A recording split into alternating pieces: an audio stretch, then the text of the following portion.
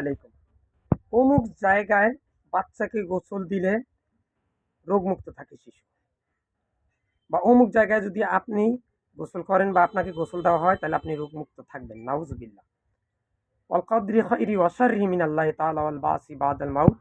রোগ, শোক, দুঃখ, কষ্ট, বেদনা, আপনার আগামীকাল কি হবে, আপনার জিন্দেগিটা কোথায় কিভাবে চলবে, সবকিছু মহান আল্লাহ পাক বলতে পারে।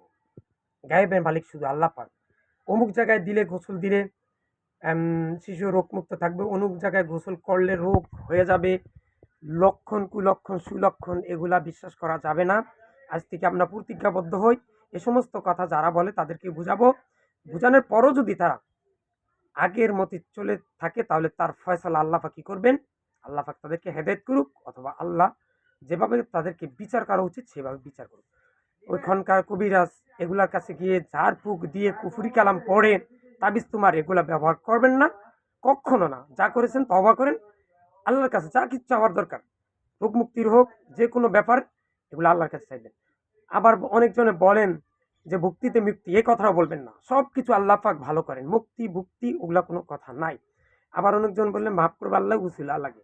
উসুলা কোনো শব্দ নাই, সুন্নতি তরিকা হিসাবে চিকিৎসা করাবেন।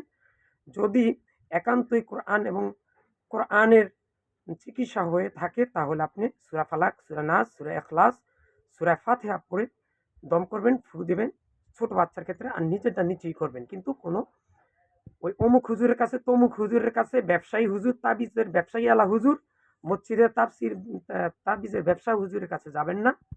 কারণ কি, এগুলা তারা ব্যবসা করে, ধর্ম ব্যবসা করে। নাউজুবিল্লাহ। আমি সব আলেমদেরকে বলছি না, যে আলেমেরা তাবিজ বিক্রি করে খান তারা নিশ্চয়ই ধর্ম ব্যবসা করতেছেন। ভালুকের লোম ব্যবহার করলে জ্বর ভালো হয়, এগুলা বিশ্বাস করবেন না। আমার এই কথাগুলোর মধ্যে কোনো কথা যদি কোরআন এবং সহিহ হাদিসের বাইরে যায় তাহলে মানবেন না। আর যদি কোরআন এবং সহিহ হাদিস অনুযায়ী হয় তাহলে অবশ্যই বিশ্বাস করবেন, সেভাবে আমল করবেন এবং পুরো জিন্দেগিটা অতিবাহিত করবেন। আমার হাজার হাজার ভিডিও আছে, কোনো ভিডিওতে যদি কোরআন এবং সহিহ হাদিসের বিরুদ্ধে হয় আপনারা সেটা মানবেন না, দেয়ালে ছুঁড়ে ফেলে দিবেন।